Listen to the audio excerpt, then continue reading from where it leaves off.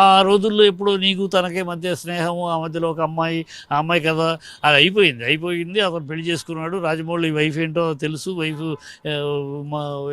ఆయన భర్తను కాదనుకుని ఈయనతోటి వచ్చి ఇద్దరు పెళ్లి చేసుకున్నారు. అందరికీ తెలిసింది కదా.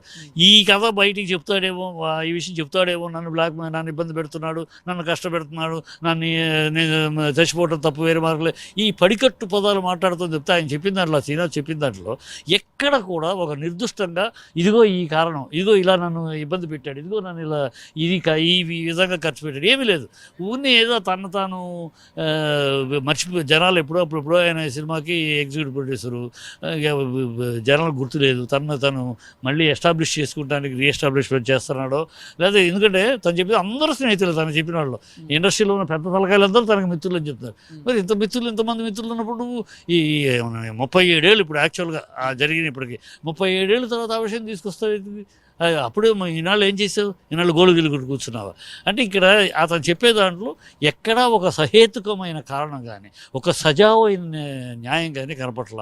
కేవలం పొజిషన్లో ఉన్నాడు, ఒకనాటి నా మిత్రుడు ఇవాళ మంచి పొజిషన్లో ఉన్నాడు, ఏదో బురద జల్లితే ఆ బురదను కడుక్కుంటానికి ఎరా ఏం కావాలి చెప్పు, ఏంటి, ఎందుకు మళ్ళీ మనకి ఏంటి కష్టాల్లో ఉన్నావు, ఇలా ఏమన్నా వస్తాడని అలాంటి ఆశ, లేకపోతే వెనకాల ఎవరన్నా ఉండి రాజమౌళి మంచి పొజిషన్లో ఉన్నాడు, కొంచెం తోస్తే మనం ఏదో సెటిల్మెంట్ తీసుకొద్దామని వెనకాల ఎవరైనా తోస్తా అవన్నీ జరుగుతున్నాయి వాడు సమాజంలో.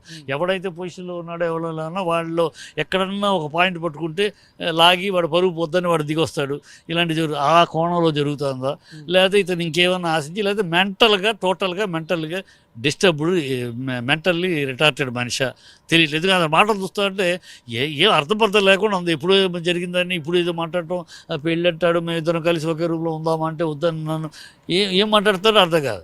అట్లా ఎవరన్నా అసలు ఒక అమ్మాయి మేము ఇద్దరు కలిసి ఒకే రూమ్లో ఉందామన్నా అంట, ఇది రాజమౌళి అన్నట్టు ఇద్దరు మా ముగ్గురు కలిసి ఒకే రూమ్లో ఉంది, అది బాగోద్దని నేను అన్నంట. వినటానికి ఎలా ఉంది, మెంటల్లీ అతను డిస్టర్బ్డ్ మనిషి అనుకుంటా, మెంటల్ రిటార్టెడ్, మెంటల్గా బ్యాలెన్స్ తప్పిన పరిస్థితిలో ఉన్నట్టున్నాడు.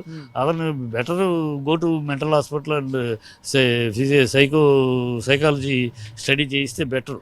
ఎందుకంటే అతని మాటల్లో అన్నీ అనైతికంగా అన్నీ అసలు ఎక్కడ నీతి రీతి సరైన జాతికి పుట్టిన మాటలు కనపట్ల, అన్నీ ఏదో కల్పితముగాను తను తాను ఎస్టాబ్లిష్ చేయడానికి, తాను ఎస్టాబ్లిష్ చేసుకోవడానికి ఇంకేదో ఆశించి, లేదు ఎవరో ప్రోత్బలం చేస్తే, ఎవరో ముందుకు తోస్తుంటే చూద్దామని సమాధానం జరుగుతుంది. అలాంటిది తప్పితే అతని మాటల్లో ఎక్కడా నమ్మడానికి కానీ నమ్మశక్యంగా ఎక్కడా లేదు. అసలు సందర్భం కూడా అసందర్భం ప్రలాపం. నిజంగానే రాజమౌళికి శ్రీనివాస్ అనే వ్యక్తుడు ఒక స్నేహితుడిగా ఉన్నాడా? చాలా రోజులుగా ప్రయాణం చేశారు. ఈ మధ్యలో వచ్చిన అమ్మాయి ఎవరు అసలు? ఇప్పుడు కాదు, ఎప్పుడు అయిపోయింది ఇది, ఎప్పుడో 30 ఏళ్ల క్రితం విషయం. ఇవాళ తీసుకొచ్చి చెప్తున్నట్టు ఏమన్నా అతన్ని ఏం ఆధారాలు లేవు, ఏమి లేవు, ఊరినే కళ్ళముండి నీళ్ళు పెట్టుకుని నేను చచ్చిపోవడానికి సిద్ధంగా ఉన్నానంటే ఎవడైనా ఇప్పుడు రేపు నేను కూడా ఒక వీడియో పెట్టేసేసి నాది మొత్తం కారణం మంచి పొజిషన్లో ఉన్న వాళ్ళ పేర్లు చెప్పి ఈయన కారణం నేను సూసైడ్ చేసుకోబోతున్నాను, నా సావుకు ఆయనే కారణం అని వీడియో పెట్టేస్తాను. అయిపోతా ఇది ఒక రాంగ్ ఆనవాయితీ అయిపోద్ది.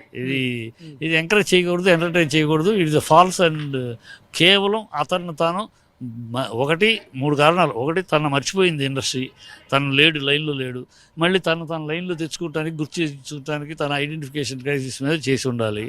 2, ఏదో మంచి పొజిషన్లో ఉన్నాడు కదా, మన పాత మిత్రుడే కదా, ఇప్పుడు తన పొజిషన్లో ఉన్నాడు, అప్పుడు మేము ఇద్దరు ఒకే రేంజ్లో ఉన్నాం, ఇప్పుడు తను అక్కడ ఉన్నాడు, నేను ఇక్కడ ఉన్నాను కనుక ఇలాంటిది ఏదో చేస్తే ఏంటని వస్తాడు. అప్పుడు ఏదో నాకేనా మరి ఉన్నాను, నువ్వు నాకేం చెయ్యి, అది కాంప్రమైజ్ అయ్యి ఏదో కొంత ప్రయోజనం పొందవచ్చు అని లేదు.